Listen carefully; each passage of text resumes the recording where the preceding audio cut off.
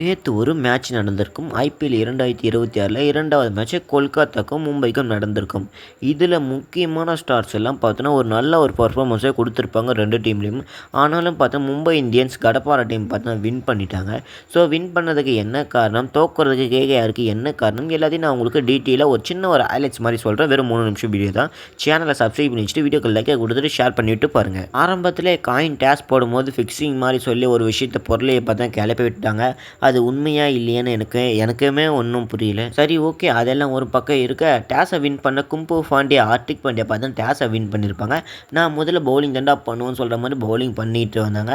So நல்லாவே போய்கிட்டு இருந்ததுன்னு சொன்னால், ஆரம்பத்தில் பார்த்தா கேகேஆரோட பேட்டிங் பர்ஃபார்மன்ஸை பார்க்கலையே, அந்த அளவில் இருந்தது. கிட்டத்தட்ட பார்த்தா ஸ்கோர் 250 ரீச் பண்ணிடுவாங்கன்னு நினச்சிக்கிட்டு இருந்தாக்கா, அதுக்கப்புறம் நடுவில் பார்த்தோன்னா கொஞ்சம் கொஞ்சமாக சரிவு வந்து 221 பார்த்தோன்னா அடிச்சிருப்பாங்க. 221 அடித்தா வின்னுன்னு பார்த்தோன்னா ஸ்கோரை கொடுத்துருப்பாங்க.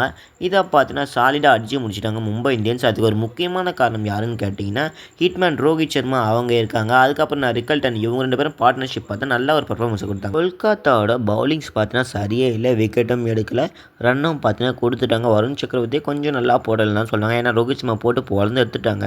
ஸோ 38 பாலுக்கு 78 ரன்னை பார்த்தீங்கன்னா அடிச்சு இந்த ஒரு மேட்ச் பார்த்தீங்கன்னா கம்ப்ளீட்டாக முடிச்சுட்டு இருப்பாங்க. இந்த மேட்ச்சுக்கு நடுவில் பார்த்தீங்கன்னா ஒரு கேட்சை விட்டு இருப்பாங்க. 6 லைனுக்காக போய் பார்த்தா ஒரு கேட்சை விட்டு 4 விட்டு இருப்பாங்க. ஸோ இதெல்லாமே பார்த்தா நிறைய பேர் ட்ரோல் பண்ணிக்கிட்டு இருந்தாலும் பார்த்தீங்கன்னா பேட்டிங்கில் ஒரு அதிரடியை காமிச்சு பார்த்தா அதெல்லாமே மறைச்சிட்டாங்க. கேகேஆரோட பேட்டிங் பார்த்தா தரமாக இருந்தது. அதே ஒரு பக்கத்தில் பார்த்தீங்கன்னா இன்னொரு பக்கத்தில் பார்த்தீங்கன்னா பவுலிங் கொஞ்சம் தடுமாற்றமாக தான் இருந்தது. ஸோ ஏன்னா யாருமே சரியான ஒரு பவுலிங் பர்ஃபார்மன்ஸை கொடுக்கல. நிறைய ஃபாரின் பிளேயர்ஸ், இந்தியன் பிளேயர்ஸ் எல்லாம் பார்த்தீங்கன்னா இன்ஜுரியில் இருக்கிறதுனால பார்த்தீங்கன்னா அவங்களுக்கு பவுலிங் லைனை பார்த்தீங்கன்னா சரியாகவே இல்லைன்னு தான் சொல்லணும். 221 அடிச்சும் பார்த்தீங்கன்னா இங்கே தோற்றுக்கிட்டு இருக்காங்க. ஸோ அதாவது என்ன, மும்பை கடப்பாரா டீம் வச்சுக்கிட்டு பார்த்தீங்கன்னா அவங்கள ஜெயிக்கணும்னா விக்கெட் எடுத்து தான் ஆகணும்.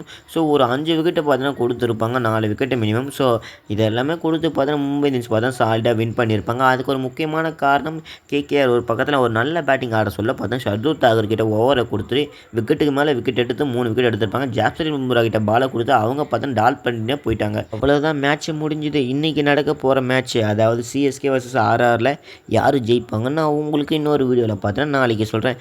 இந்த ஒரு வீடியோ பிடிச்ச லைக்கை கொடுத்துட்டு உங்கள் ஃப்ரெண்ட்ஸை ஷேர் பண்ணி வச்சுட்டு நம்ம சேனலை சப்ஸ்கிரைப் பண்ணி வச்சுங்க.